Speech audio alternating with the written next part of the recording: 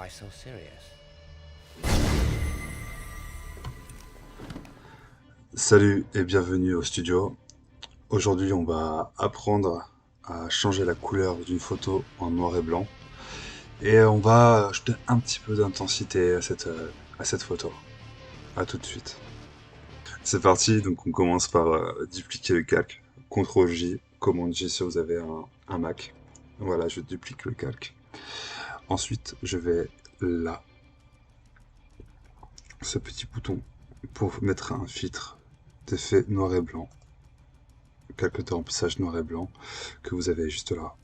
On clique et hop, la photo est en noir et blanc. Merci et au revoir. Non, évidemment, ça va pas s'arrêter maintenant. Moi, ce que j'aime bien, c'est au-delà de passer en noir et blanc, c'est d'ajouter un peu d'intensité ou en tout cas un certain style à l'image. Donc, ce qu'on fait, c'est qu'on revient dans un calque de remplissage. On va ajouter un niveau juste là. Voilà. Là, je baisse un petit peu la fenêtre. Et là, en fait, on peut jouer avec les trois curseurs. Voilà. Curseur du milieu, curseur du noir et des blancs. Là, je mets l'ordu automatique. Et ce qu'on va faire, le but du jeu quand vous avez le niveau, c'est de rapprocher ces deux curseurs aux extrémités de la courbe, qui se trouve ici. Donc ça fait toujours une sorte de courbe de cette forme-là. Ça peut varier en fonction de la photo que vous avez. Et le but, du coup, c'est de prendre par exemple ce curseur à une extrémité qui gère les blancs pour la rapprocher au maximum de cette extrémité de la courbe, donc par ici. Et on voit ce qui se passe au niveau de l'image, juste là. Voilà. Donc on va éclaircir le blanc. Et là, pas besoin de toucher au curseur noir vu qu'il est déjà à l'extrémité de la courbe. Voilà. Donc là, en l'occurrence, on n'a plus besoin de toucher le niveau. Après, ce que j'ai envie de faire, c'est de rajouter un espèce d'effet de brouillard, de fading sur l'image. Pour cela, je vais rajouter encore un dernier calque de remplissage.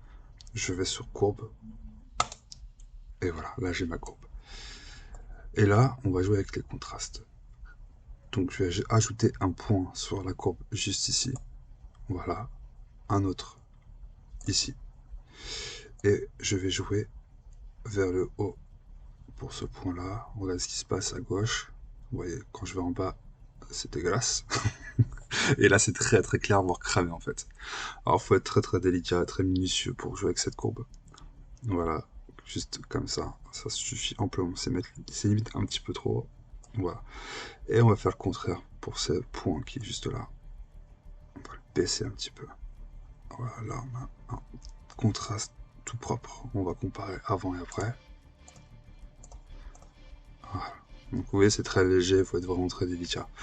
Et pour avoir l'effet de brouillard, comme je vous l'ai dit juste avant, on va prendre ce point qui est tout en bas à gauche, à l'extrémité de la courbe.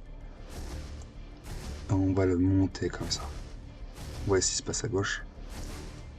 Regardez, avant et après. Et personnellement, je trouve que ça ajoute vraiment beaucoup de style à la photo en noir et blanc. Vraiment, regardez.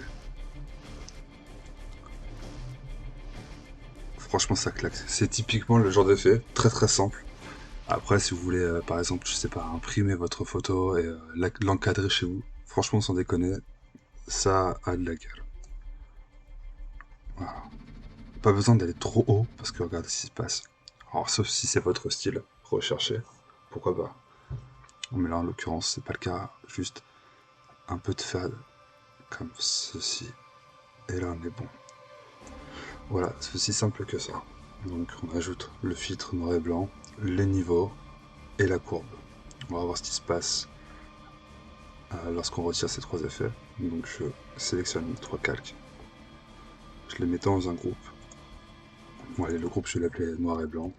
Noir et blanc. Et on va comparer avant et après en cliquant sur l'œil. Avant, après, avant, après. Voilà, c'est plutôt pas mal. Si vous avez aimé, n'hésitez pas à liker cette vidéo.